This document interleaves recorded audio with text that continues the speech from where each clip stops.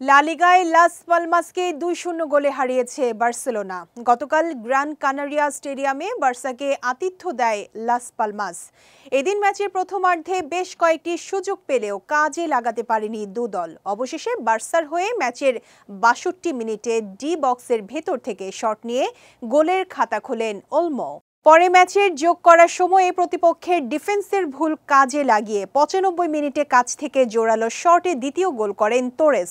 এতে নিশ্চিত হয় বার্সেলোনার জয়। অন্যদিকে বার্সার রক্ষণে ভীতি ছড়ালেও পুরো ম্যাচে গোলের দেখা পায়নি পালমাস।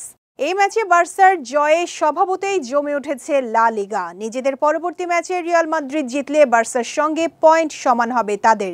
তবে গোল ব্যবধানে দুই মাদ্রিদের চেয়ে অনেক এগিয়ে কাতালানরা।